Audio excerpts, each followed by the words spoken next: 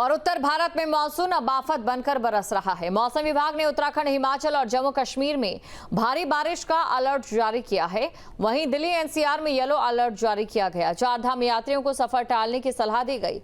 NDRF टीमें alert पर हैं। रिपोर्ट आपको दिखाते हैं।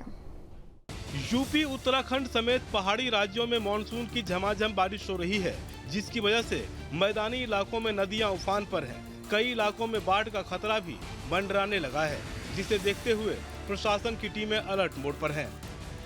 रायबरेली में भी गंगा नदी के जलस्तर में तेजी से बढ़ोतरी हो रही है।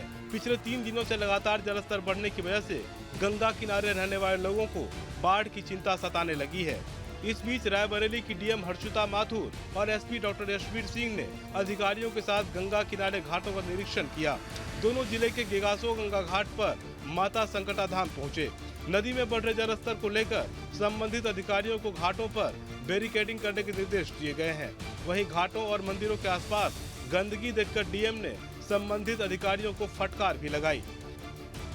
तेजी से पिछले 3 दिनों से गंगा नदी का जलस्तर बराबर बढ़ता जा रहा है, जिसको लेकर के जिला प्रशासन ने सभी विभागों को सतर्क भी कर दिया है। और अभी जिला अधिकारी हर्षिता माथुर, जो कि रायबरेली की जिला अधिकारी है, वो और रायबरेली के पुलिस अधीक्षक डॉक्टर यशवीर सिंह ने खुद यहीं पर आकर माता संकटा धाम है, गेगासो गंगा घाट है, यहाँ पर निरीक्षण किया और उनको ये गंदगी दिखाई दी, जिससे वो भड़की और उन्होंने कहा कि मंदिरों पर साफ सफाई की व्यवस्था के निर्देश दिए गए हैं और यहाँ पर ये गंदगी दिखाई दे रही है, जिसको लेकर के उन्होंने संबंधित कर्मचारियों को फटकार भी लगाई है और जल्द से जल्द सफाई के लिए उन्होंने कहा है।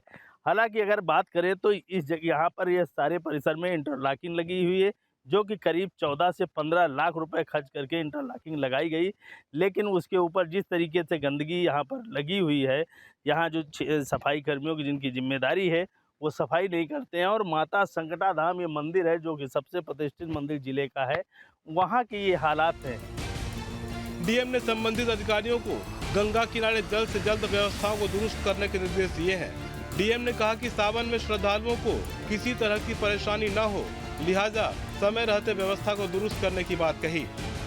देखिए, आगामी सभी त्योहारों को लेकर सभी संबंधित विभागों के साथ अंतर विभागीय समन्वय बैठक करा ली गई है और निरंतर जो व्यवस्थाएं हैं सभी श्रद्धालुजनों के लिए उसका मॉनिटरिंग भी की जा रही है। आज मेरे द्वारा यहाँ पर घाट पर भी इंस्पेक्शन किया गया है। जो तैयारियाँ यहाँ पर करनी है उसके संबंध में सारे संबंधित लोगों को निर्देश दिए कि बढ़ते जल स्तर को की निगरानी भी की जाती है और उसके लिए कंट्रोल रूम भी स्थापित है। और वर्तमान में जितने भी धार्मिक स्थल है, जो घाट हैं, वहाँ पर विशेष रूप से निगरानी की जा रही है और जल बैरिकेडिंग की जो व्यवस्था है उसको उसी के अनुसार कराया। उत्तराखंड समेत पहाड़ी क्षेत्रों में भारी बारिश के चलते गंगा में जल प्रवाह तेज हो गया है, जिससे कानपुर में भी गंगा के जलस्तर में अचानक बढ़ोतरी हो गई है। हालात को देखते हुए गंगा किनारे बसे निचले इलाकों में निगरानी बढ़ा दी गई है और संभावित बाढ़ से निपटने के लिए तैयारी की जा रही है। तेजी से बढ़ते जलस्तर की वजह से बोटिंग की गतिविधियों पर रोक लगा दी गई है और बैराज के सभी गेट खोल दिए गए हैं। साथ ही स्थानीय पुलिस और जल पुलिस की टीमों की भी गंगा किनारे तैनाती की गई है। में सभी थानों के साथ में बैठकर, नाविकों के साथ में बैठकर ये मीटिंग्स करी थी कि इस समय गंगा जी में जो भी नाव वगैरह उतारी जाती है वो कैपेसिटी से ज्यादा ना हो, लोग ध्यान रखें उसका और लोग अलर्ट रहें ताकि किसी गलतफहमी में अचानक बढ़े हुए पानी के कारण कोई दुर्घटना ना हो जाए। बीते 24 घंटों में गंगा नदी के जलस्तर में 1 मीटर तक बढ़ोतरी दर्ज की गई है। शुक्लागंज में जलस्तर 109.74 मीटर से बढ़कर 110.74 मीटर तक पहुंच गया है। वहीं अटल घाट की सभी सीढ़ियां डूब गई हैं। कानपुर में गंगा के जलस्तर में लगातार बढ़ोतरी देखने को मिल रही है। यही वजह है गंगा किनारे रहने वाले तमाम लोगों के दिलों की धड़कनें बढ़ने लगी हैं। दरअसल संभावित बाढ़ का खतरा क्षेत्र में मंडराने लगा है, जिसको लेकर के प्रशासन ने भी अपनी तैयारियां शुरू कर दी हैं। वहीं दूसरी तरफ गंगा का जलस्तर लगातार बढ़ रहा है। गंगा का जलस्तर जिस रफ्तार से बढ़ रहा है, कहा जा रहा है कि कुछ ही दिनों में ये चेतावनी बिंदु को पार कर जाएगा। दरअसल नरौरा और हरिद्वार से बड़े पैमाने पर पानी छोड़ा जा रहा है और कानपुर के गंगा बैराज में क्योंकि 30 गेटों के जरिए पानी को रोका जाता है, लेकिन अब क्योंकि यहाँ पर दबाव बहुत ज़्यादा है तो ऐसे में सभी 30 गेट खोल दिए गए हैं, जिसके चलते गंगा का जलस्तर लगातार बढ़ रहा है। आप देख सकते हैं कि गंगा में जो जलकुंभी बह करके आ रही है वो बताती है कि तमाम वो इलाके जहाँ पर अभी तक पानी नहीं था वहाँ पानी पहुँच गया है और ये जलकुंभी उसमें बह करके चली आ रही है। उधर उत्तराखंड में बारिश अब आम लोगों के लिए मुसीबत बनती जा रही है। यमुनोत्री हाईवे बीते 8 दिनों से पूरी तरह बंद है।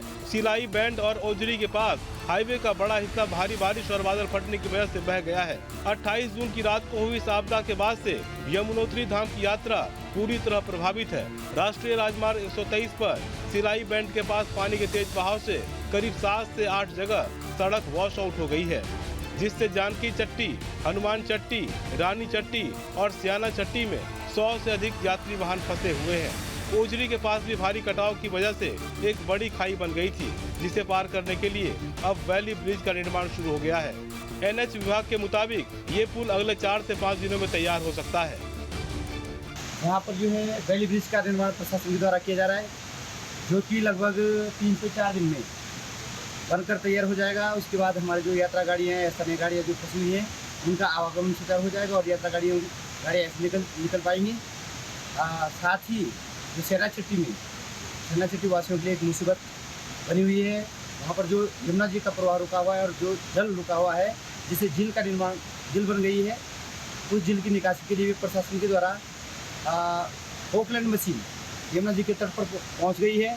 वहाँ पर भी आज तीव्र गति से यह पोकलैंड मशीन से जो है यमुना जी का जो झील का पानी रुका हुआ है, उसकी निकासी आज की जाएगी। जो है वैली ब्रिज का निर्माण प्रशासन के द्वारा किया जा रहा है, जो कि लगभग 3 से 4 दिन में बनकर तैयार हो जाएगा। उसके बाद हमारी जो यात्रा गाड़ियाँ हैं, स्थानीय गाड़ियाँ जो फंसी हुई हैं, उनका आवागमन सुचारू हो जाएगा और यात्रा गाड़ियाँ ऐसे निकल पाएंगी।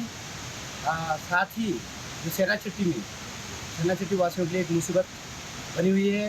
वहाँ पर जो यमुना जी का प्रवाह रुका हुआ है और जो जल रुका हुआ है, जिसे झील बन गई है, उस झील की निकासी के लिए भी प्रशासन के द्वारा पोकलैंड मशीन यमुना जी के तट पर पहुँच गई है।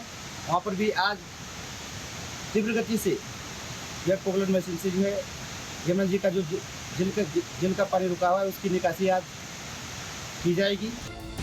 उत्तराखंड के पहाड़ी क्षेत्रों में लगातार हो रही बारिश के चलते नदी नाले भी उफान पर हैं। रुद्रप्रयाग में अलकनंदा नदी ने विकराल रूप धारण कर लिया है।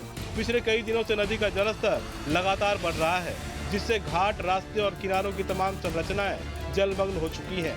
सबसे चौंकाने वाला दृश्य रुद्रप्रयाग में उस समय देखने को मिला जब नदी किनारे स्थित भगवान शिव की विशाल मूर्ति पूरी तरह जलमग्न हो गई।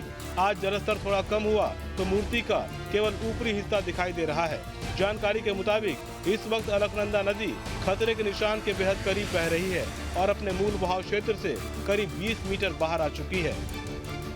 अलग अलग जिलों में प्रशासन की टीमें अलर्ट मोड पर हैं। इस बीच लगातार बारिश की वजह से शहरों में जलभराव और हादसों की खबर भी सामने आ रही है, जिससे आम जनजीवन पर बुरा असर पड़ा है।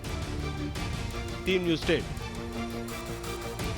जहां भक्ति है हर शब्द में, कथाओं में छिपे हैं दिव्य रहस्य और ज्योतिष देता है जीवन को दिशा। धर्म से जुड़ी हर बातों को जानने के लिए हमारे चैनल स्तुति को सब्सक्राइब करें। चैनल पर जाने के लिए इस लिंक पर क्लिक करें।